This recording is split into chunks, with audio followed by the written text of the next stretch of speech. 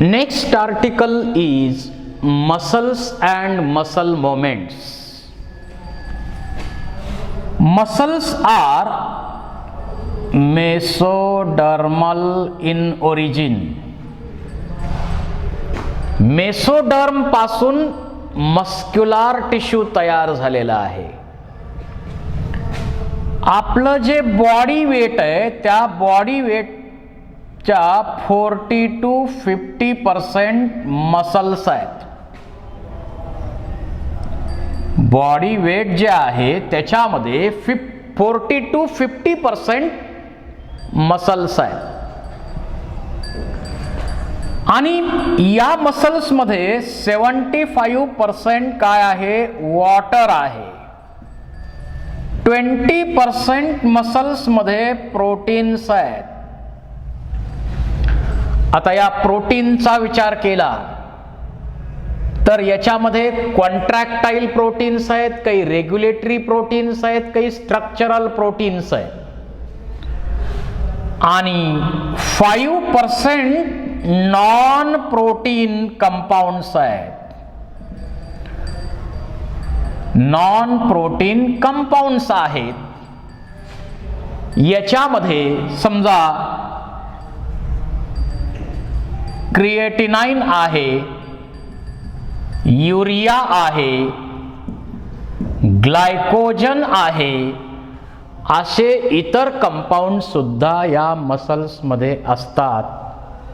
असे इतर कंपाऊंड सुद्धा मसल्स मध्ये आहे, मसल मध्ये आहे. मसल हा असा एक स्पेशल टिश्यू ॲनिमल्स मध्ये बनवलेला आहे.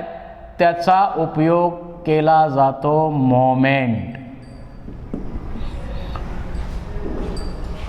So it is a specialized tissue developed in animals for movement. Movement साठी खास तयार केलेला टिश्यू आहे. जर एका मसल सेलचं स्ट्रक्चर आपण एनलार्ज केलं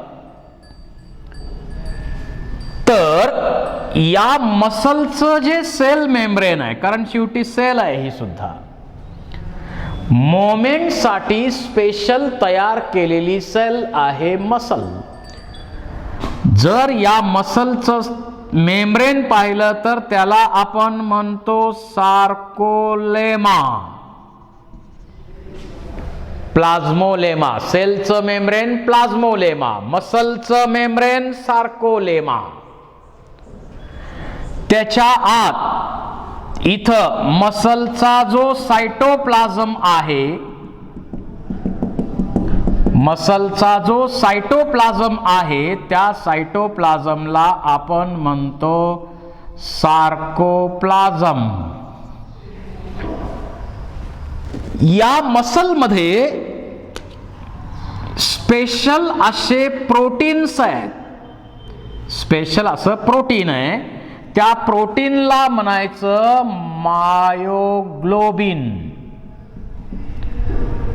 it stores the oxygen. Oxygen store करण्याचं काम मायोग्लोबिन नावाचं प्रोटीन करतं. या मसलमध्ये जो एंडोप्लाझ्मिक रेटिकुलम आहे त्या एंडोप्लाझ्मिक रेटिकुलमला नाव आहे सार्कोप्लाझ्मिक रेटिकुलम. त्याला काय म्हणायचं, सार्कोप्लाझ्मिक रेटिकुलम. आणि त्याच्यामध्ये मोठ्या प्रमाणावरती मायटोकॉन्ड्रिया आहेत. Numerous mitochondria are present in muscles. यांच्यामध्ये मोठ्या प्रमाणावरती मायटोकॉन्ड्रिया असतात. मोमेंट साठी एनर्जी देण्याचं काम मायटोकॉन्ड्रिया करणार. आणि या मसल मध्ये जे कॉन्ट्रॅक्टाईल प्रोटीन्स आहेत, म्हणजे कॉन्ट्रॅक्शनच्या प्रोसेस साठी जे प्रोटीन्स वापरले जातात, कॉन्ट्रॅक्टाईल प्रोटीन्स. आता प्रोटीन्स चा विचार केला तर यामध्ये कॉन्ट्रॅक्टाईल प्रोटीन्स आहेत आणि ते आहेत ॲक्टिन, मायोसिन. ॲक्टिन आणि मायोसिन हे कॉन्ट्रॅक्टाईल प्रोटीन्स आहेत. त्याच्यानंतर इथं स्ट्रक्चरल प्रोटीन आहेत.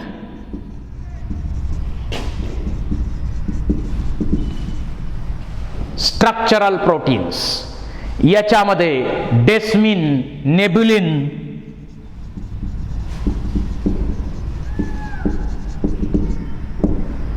त्यानंतर डिस्ट्रॉपिन, टायटॅन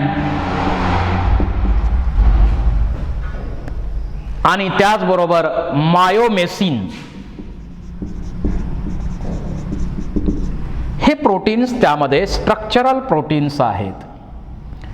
हे कॉन्ट्रॅक्टाईल प्रोटीन्स झाले,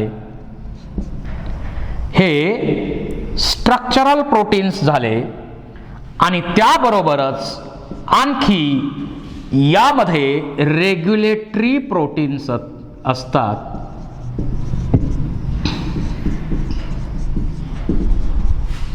आणि रेग्युलेटरी प्रोटीन्स मध्ये ट्रोपोनिन,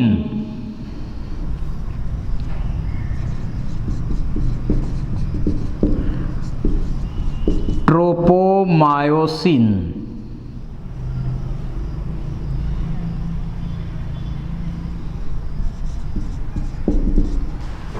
हे रेग्युलेटरी प्रोटीन्स आहेत. असे कॉन्ट्रॅक्टाईल प्रोटीन्स, स्ट्रक्चरल प्रोटीन्स आणि रेग्युलेटरी प्रोटीन्स असे वेगवेगळ्या टाईपचे प्रोटीन्स या मस्क्युलर टिश्यूमध्ये आपल्याला पाहायला मिळतात. तर काही बेसिक कंपोनंट या मसलचे याप्रमाणे आहेत. यानंतर मसलचे टाइप्स आपण स्टडी करूया. Types of muscles.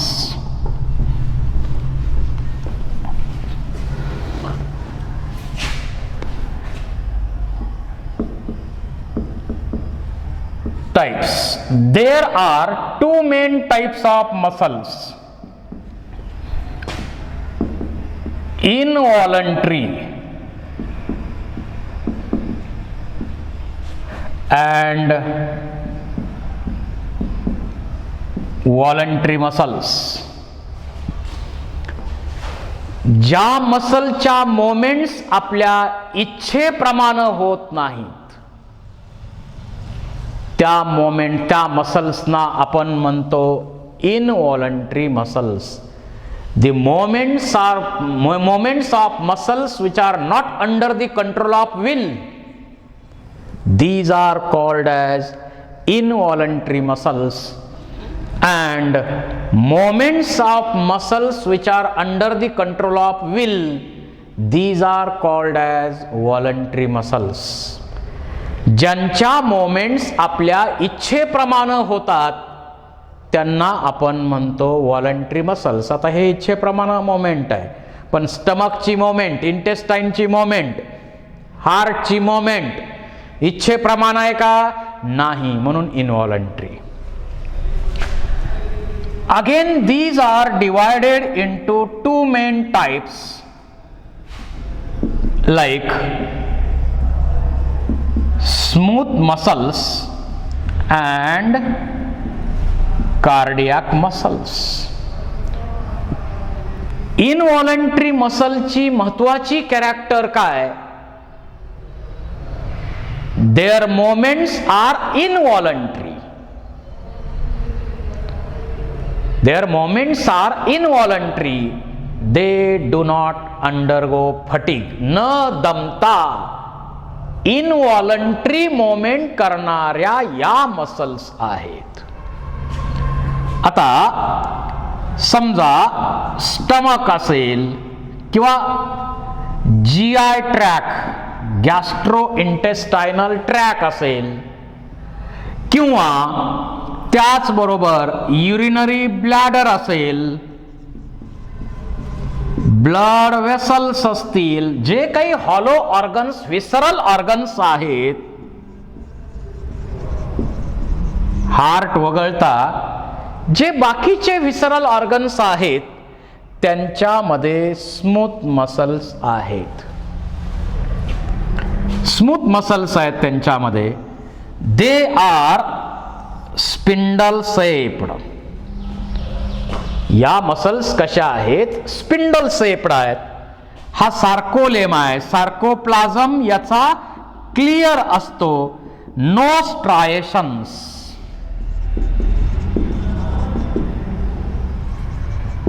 यामध्ये स्ट्रायशन्स नाहीत, म्हणजे dark band, light band, actin मायोसिनचे डार्क आणि लाईट बँड यात नाहीत. याचा अर्थ असा घ्यायचा का की याच्यात ॲक्टिन मायोसिन नाही? असं नाही. याच्यामध्ये सुद्धा ॲक्टिन आणि मायोसिन असतात, फक्त ते ॲग्रिगेट नाहीत, असे विखुरलेले आहेत, एकत्र आलेले नाहीत. ते एकत्र आलेले नाहीत, ते विखुरलेले असतात. त्यामुळं आपल्याला बँड्स दिसत नाहीत. They are uninucleate. They are uninucleate. आणि यांच्या मोमेंट बद्दल काय सांगता येईल आपल्याला? Their moments are slow.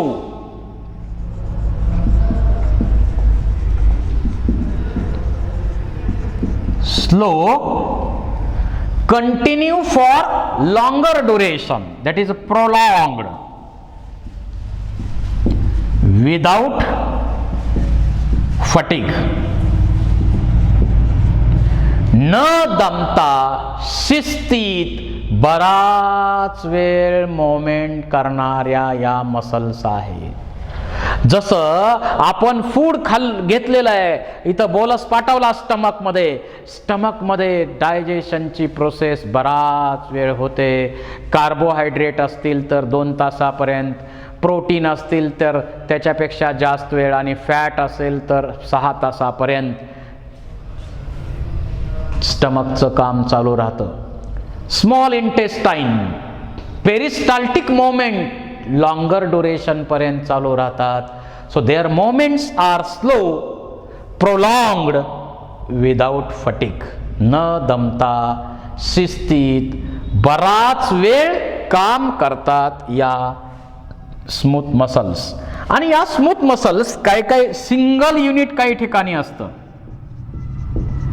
यांचं सिंगल युनिट आहे, म्हणजे एका इथं मसल समजा हे असं आहे, आणखी एक, आणखी एक, आणखी एक, या सर्वांना एक ऑर्डर न्यूरॉन कडची आली नर्वस सिस्टीम कडनं की सगळा बंडल एका वेळी कॉन्ट्रॅक्शन करणार, किंवा काही ठिकाणी मल्टी पल युनिट्स पण असतात. म्हणजे त्यांचे असे बंच आहेत वेगवेगळे. यांना ऑर्डर वेगळी, यांना ऑर्डर वेगळी, यांचं काम वेगळं, त्यांचं काम वेगळं. जसं सिलियरी मसल्स आहेत, आयरिसच्या ठिकाणी मसल्स आहेत, ते मल्टी युनिट्स असलेल्या या सिंपल मसल्स आहेत. ठीक आहे. यांच्या मोमेंट बद्दल काय सांगितलं आपण? Their moments are slow, prolonged, without fatigue. न दमता काम करतात या मसल्स. न दमता काम करतात या मसल्स. त्यानंतर cardiac muscles. These are present in walls of heart.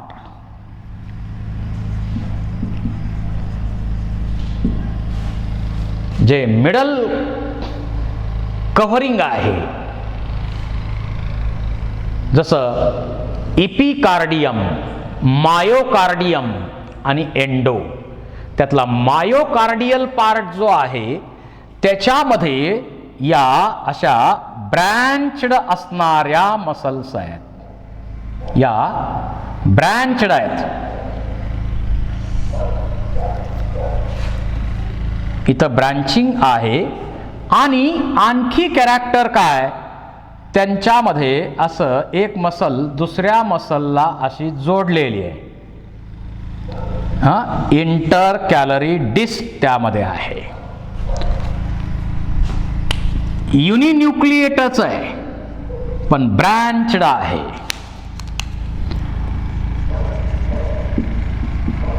Branched आहे आणि याच्यामध्ये आपल्याला फेंट स्ट्रायशन्स दिसतात. Dark band, light band, dark band, light band, अशा पद्धतीनं इथं अल्टरनेट डार्क आणि लाईट बँड दिसतात.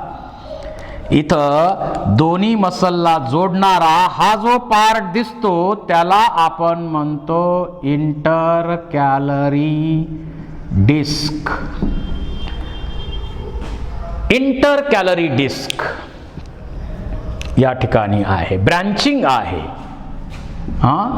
इंटर कॅलरी डिस्क दुसरीकडे नाही आहे, ब्रँचिंग आहे, इंटर कॅलरी डिस्क आहे. त्यानंतर फेंट स्ट्रायशन्स आहेत या मसलमध्ये, फेंट स्ट्रायशन्स आहेत. आणि या ठिकाणी मोठ्या प्रमाणावरती मायोग्लोबिन किंवा मायटोकॉन्ड्रियाचं प्रमाण जास्त आहे, कारण या मसल्स कधीही दमत नाहीत. या जनरली फॅटचा वापर सबस्ट्रेट म्हणून करतात आणि यांचं स्ट्रक्चर बघितलं तर ते व्हॉलंटरी सारखं दिसतं आणि फंक्शन मात्र इनव्हॉलंटरीचं आहे. दे show rhythmic contraction, relaxation throughout life without fatigue. They show rhythmic contraction, relaxation throughout life without fatigue. हे या मसलचं अतिशय महत्त्वाचं वैशिष्ट्य आहे. तर हार्टमध्ये या महत्त्वाच्या मसल्स आहेत, त्याच्यामध्ये आणखी पेसमेकर आहेत, त्या तर आणखी मॉडिफाईड कार्डियाक मसल्स असतात आणि त्याच्यामुळंच इम्पल्स, कॉन्ट्रॅक्शनचा जो इम्पल्स आहे तो जनरेट केला जातो. तर या दोन झाल्या इनव्हॉलंटरी मसल्स. इनव्हॉलंटरी मसल्स या कधीही दमत नाहीत, न दमता काम करतात या इनव्हॉलंटरी मसल्स. त्याच्यानंतर आपल्या बोनला जोडलेल्या ज्या मसल्स आहेत त्या व्हॉलंटरी आहेत. यांचं वर्किंग इच्छेप्रमाणे असल्यामुळं त्यांना नाव दिलंय व्हॉलंटरी मसल्स. त्याचबरोबर त्या बोनला जोडलेल्या असल्यामुळं त्यांना स्केलेटल मसल्स असंही नाव दिलंय. त्यांच्यामध्ये डार्क लाईट असे अल्टरनेट बँड्स असतात, स्ट्रायशन्स असतात, म्हणून त्यांना नाव दिलंय स्ट्रायटेड मसल्स. आणि यांचं वर्किंग जे आहे ते फास्ट आहे, कामही भरपूर करतात आणि दमतात सुद्धा, आणि म्हणून यांना फटीग मसल्स असं सुद्धा आपण म्हणू शकतो. Voluntary muscles, skeletal muscles, striated muscles किंवा दमणाऱ्या, कामही भरपूर करतात आणि दमतात सुद्धा, म्हणून त्यांना आपण फटीग मसल्स पण म्हणू शकतो. आता आपल्याला या चॅप्टर मध्ये याचाच डिटेल स्टडी करायचा आहे. Voluntary muscles.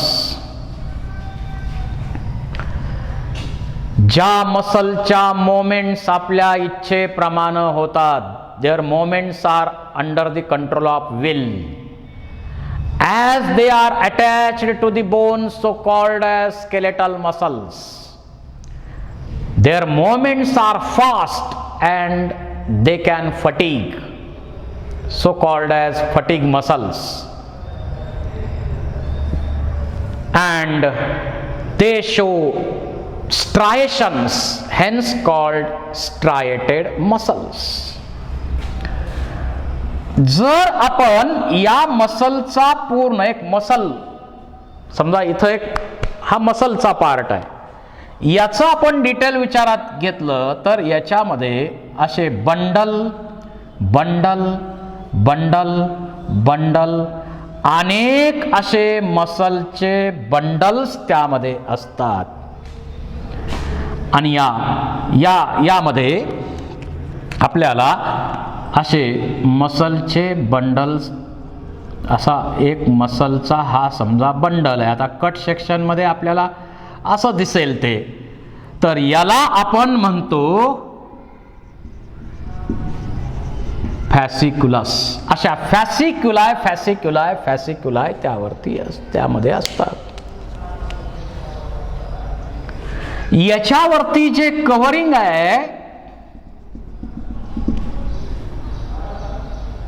ते एंडोमायसियम आहे.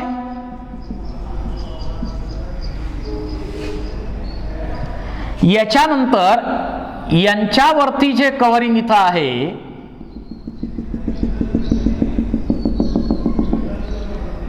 ते पेरीमायसियम आहे. आणि पूर्ण यावरती जे कव्हरिंग आहे ते एपिमायसियम आहे. तर फॅसिक्युलाय फॅसिक्युलाय फॅसिक्युलाय, या फॅसिक्युलसचं स्ट्रक्चर आपण एनलार्ज केलं तर त्याच्यामध्ये अनेक अनेक अनेक मसल फायबर आहेत. There are number of muscle fibres present in.